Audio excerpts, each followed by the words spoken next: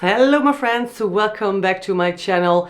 In today's video I'm going to talk about 5 new YSL Couture Mini Clutch eyeshadow palettes. I initially picked up only 4 of the new palettes. The 5th one was unavailable at the time, but I was able to find it, so I've purchased that 5th one as well, so I can show you all new palettes. Now the palettes I'm going to talk about in this video are number 410 Forbidden Whisper, then we have Bewitching Turquoise, Magnetic Purple, Endless Spark, and last but not least Exotic Mirage. I have some thoughts about these palettes. I think there's a lot to talk about, so let's get started. The palette I'm going to start with is Magnetic Purple, and YSL did not only bring out this eyeshadow palette in the Magnetic Purple shade, Magnetic Purple color story, they also released a matching mascara and a matching eyeliner. So I'm going to show you those as well because I've picked them up too. These two have the exact same shade. So the eye pencil and the mascara, these have the exact same purple shade. Absolutely stunning. A cool toned dark purple shade. Now the mascara and eyeliner are much cooler in tone than the eyeshadow palette. As you can see, the purples in this palette are more reddish. They lean a little bit more red than these two. These contain more blue. So at first I thought, oh, I'm not sure if these are gonna pair very well, but I was wrong. I immediately admit that I was wrong. Because the thing is, this eyeshadow palette, even though it's slightly more like burgundy purple, it does have this beautiful chopper shade that's very cool in tone. So when you apply that chopper shade on your eyes, paired with the other shades in the palette, you get that cool toned vibe with that hint of blue, that kind of bluish purple. So all in all, those products pair very, very well. Now, when we have a closer look at the eyeshadow palette, you can see there are 2 matte shades in this palette. One very light pinky beige shade and one very dark purple shade. And then there's the satin metallic shade, although I would say that this is more of a satin shade. It doesn't really have the metallic finish as we see it in some of the other YSL palettes. And last but not least is that chopper shade. And the chopper shade is very glittery, of course, and it contains purple and pink particles. Now, this was the palette I was most excited about, but it's rather disappointing. This is not the formula as I know it from the brand. Usually the shades are very creamy, soft, and extremely easy to use. But things are different with this palette. Now the lightest shade is definitely that creamy, soft, and easy to blend formula. But I find the darker purple, the matte, it's rather dry. It's drier than I'm used to from the brand. And I'm really, really sorry that I have to say this, but this satin shade, it's patchy. And, you know, usually satin shades are extremely easy to use. But for some reason, this just becomes patchy once applied on the eyes, especially in combination with that darker purple matte. I really don't know what's going on with this formula, but this is not what I expected. And it's not extremely patchy, but these two shades, those darker ones, they aren't that easy to apply and blend. And last but not least, the topper shade, when I apply that on top of that base, you know, the base that I did with these other shades, everything starts moving. And I don't know what's happening, really. I have many purple palettes in my collection because purple is one of my favorite colors to work with, from, you know, very dark eggplant purple to the lightest shade of lavender and, you know, everything in between. And not all brands are good in manufacturing purple eyeshadows. Not every brand creates good purple eyeshadows, but there are some brands out there who are able to create extremely good purple eyeshadows. But YSL is not one of them. I think this formula needs further improvement. I can imagine you want to see some comparisons with other eyeshadow palettes. Within the YSL collection, there are no other purple palettes, which means I have to compare it to purple palettes from other brands. And as I just mentioned, I have a lot of purple palettes. So that means it's gonna take me a lot of time to compare them all for you. So I decided to not do that, but I do have one comparison for you because this was a request, not just from one follower, but from several. I've compared this magnetic purple palette to the Orchid palette from Victoria Beckham Beauty. Now I think it's fair to say that I enjoy the Victoria Beckham Beauty formula much more than the YSL formula. The biggest difference between these two color stories is that the one from Victoria Beckham, the Orchid palette, is warmer in tone compared to the magnetic purple. In my opinion, the Victoria Beckham Beauty palette has more of a spring vibe. It looks more fresh to me, while the magnetic purple palette has more of a dark, moody vibe. I think that one is more suitable for the colder season. The next palette is this one, Bewitching Turquoise number 850, a very, very intense bluish turquoise color story. And when I saw the first pictures of this palette, I immediately thought, no, I'm not gonna pick that up. That's not my color story. This is way too monochromatic. I'm not gonna wear this. And then I thought for a couple of minutes and I decided, well, I will pick it up because I think I can use this as a companion palette. Because the thing is, I do not like monochromatic turquoise looks. I do like the pop of turquoise color, but I want to incorporate that in a more neutral look. So a neutral look with a pop of turquoise. So that was my plan with this palette. It didn't really work out that well, honestly. First, let me say some things about the formula. In this palette, two matte shades, the lighter fresh greenish turquoise and the darker bluish turquoise. Beautiful shades, and they apply and blend without much effort. Great formula. Then there's this satin metallic, and same as with the magnetic purple palette, I think this is more of a satin shade. It doesn't really have that metallic finish as we see in some of the other YSL palettes. And it's also definitely not as soft and smooth as the other satin metallics.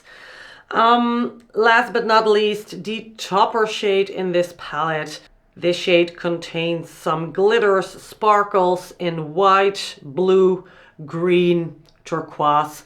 It matches the other shades perfectly. Now, if you are a true lover of monochromatic turquoise looks, you're going to be very happy with this palette.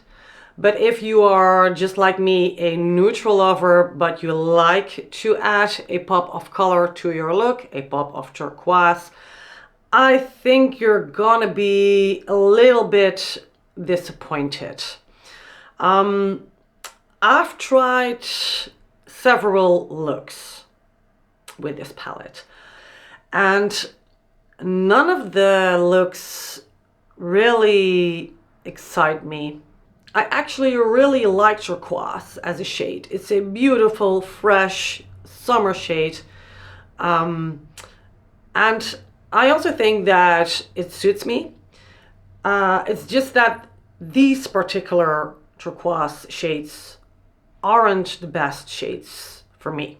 And I think you guys know that turquoise can be either a bit more green, it can be a bit more blue. So there is still a variety of tones within the turquoise shade range. And I want to show you one other turquoise palette that I have. It's from Sydney Grace. I'm not sure this palette is still available. It's the Heaven on Earth palette. I'm going to show it to you. This palette. And this palette also contains a few turquoise shades. Of course, this is a bigger palette. You have way more options for looks with this palette. But this is the row with the turquoise shades, as you can see. This one is a very dark midnight marine blue. This one is also more blue in tone, a dark blue. And then you have the more greenish shades, and this is also a topper shade. But this is white, and this works way better for me than the topper shade in the YSL palette, because that topper shade also has these turquoise, green, blue particles, while this one doesn't have that. So I guess that's why this one works better for me. But I'm going to show you some comparisons so you can see that these palettes have kind of the same vibe. They're not exactly similar, but they do have the same vibe. So with this palette in mind, I don't think the YSL really adds something to my collection. Yes, it's a beautiful palette, and if you do not have a turquoise palette and you'd like to add a turquoise palette to your collection, then maybe the YSL is a good option. I just prefer this one from Sydney Grace. I don't think it's available anymore, but I'm gonna check that for you. And if it's still there, I'm gonna link it down below. So yeah, it's a personal preference thing. I said that. I don't think I'm gonna get a lot of use out of the Bewitching Turquoise eyeshadow palette. Up next is Forbidden Whisper, and this palette has a soft pink color story, and this palette is perfect for those of you who like a light, soft eye look. The color payoff of these shades is great, but they are very light in tone. If you like, for example, Chantecaille eyeshadow formula, you will also love this. It's not the same formula, but it has the same color payoff. Very soft, very gentle. It's absolutely stunning, but not for those of you who like dark, intense eye looks. The palette contains one soft pale pink matte, one grayish pink matte, one pink satin metallic, and a light topper shade. The quality again is good. The color payoff is good. It's just that these shades are not very intense. If you don't like that, skip this one. If that's what you're looking for, if you love that soft, light vibe, especially for spring with this one, you're gonna love this palette. I've compared the Forbidden Whisper palette to the Valentine's Day release. That palette was called Sparkling Lust. Those palettes have more or less the same vibe. I do think that Forbidden Whisper is still much lighter compared to the Sparkling Lust eyeshadow palette. And Sparkling Lust is also slightly warmer in tone compared to Forbidden Whisper. Lovely color story. I wish the shades were a tad darker so they would show up on me better, but formula wise, absolutely great. Up next is number 310 Exotic Mirage, a brown color story. And honestly, I'm not sure why the brand released this color story while they also just released the Nude Hours eyeshadow palette. Yeah, I think YSL just loves browns. I think it's pretty clear that these color stories have some similarities. I hope you can see it here when I hold them side by side.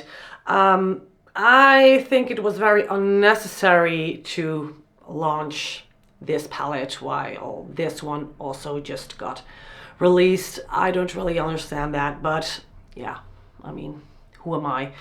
I will also show you the comparison swatches here so you can see that if you have Nude Hours, you certainly don't need Exotic Mirage. Maybe you didn't pick up the 9-pan palette and you're not planning to pick that up for the simple fact that you rather have smaller palettes, quads or quins. Then yeah, I think this is a very nice palette to have. Of course, this color story is not very innovative, not very new, but it is very pretty, and this is also a color story that you can easily wear on a daily basis. Also, formula-wise, this palette is great. I told you I had some issues with the purple palette. Well, I didn't experience any issues with this one. All the shades are creamy, soft, easy to apply, easy to blend. No patchiness, hardly any fallout, maybe a little bit with the topper shade, but nothing to really worry about. So formula-wise, excellent, excellent palette.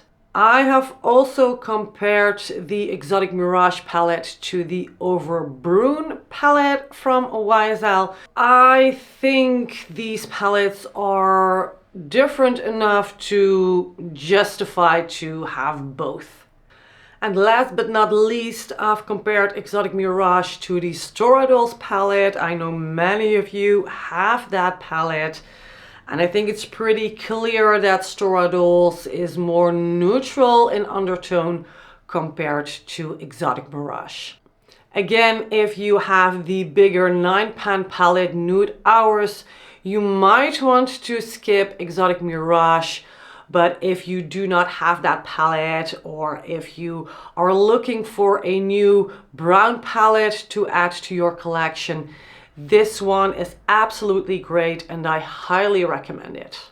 And last but certainly not least, this new palette. This one is called Endless Spark.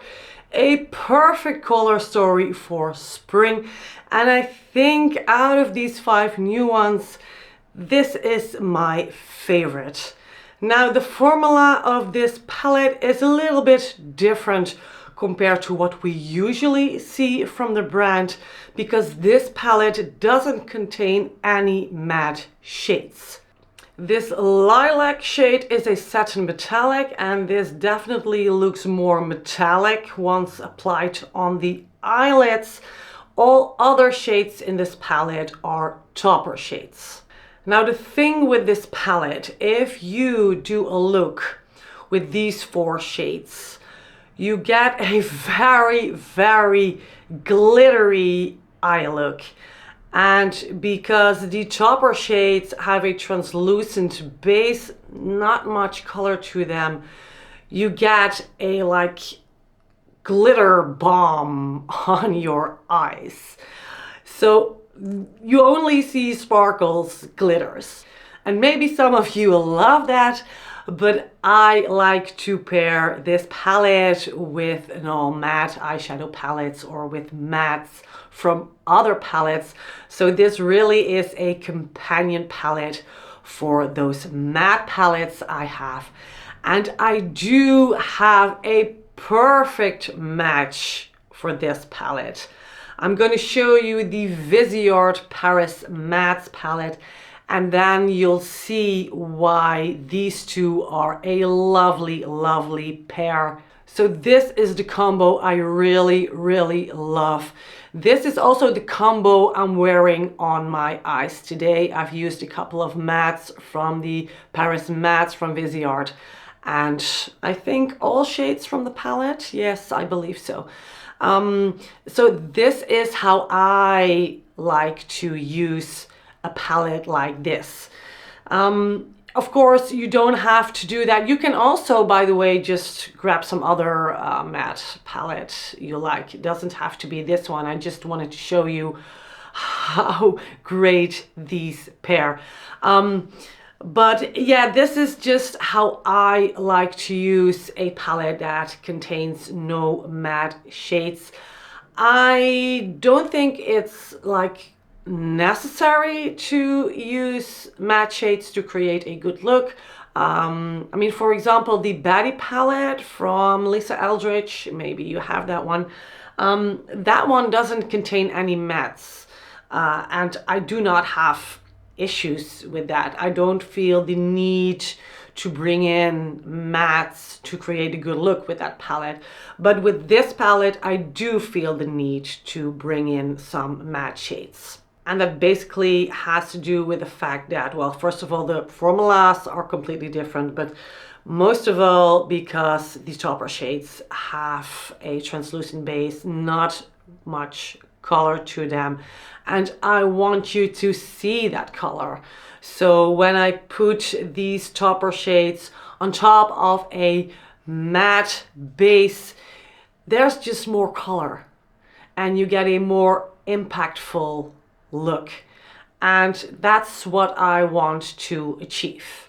I do not have comparisons for you because YSL doesn't have a color story in their collection that really, you know, it looks similar to this one, and also because the formula is so different, I decided to not do comparisons for this one. Again, I think this is the best one out of all of these 5 new ones. I also really, really enjoy Exotic Mirage, but that mostly has to do with the formula. Excellent formula. And because it's a color story that I wear a lot, that I wear on daily basis. But again, if you have nude hours, then you might want to skip Exotic Mirage. All the other 3 palettes, well, maybe I'm repeating myself, but to me, they are not worth the splurge. Well, friends, I hope this video was helpful. I didn't want to talk too much in detail about each palette because I was afraid that this video would become like extremely long because I had 5 palettes to talk about. So if you have further questions, please feel free to ask them in the comment section, and I hope to see you next time. Bye bye.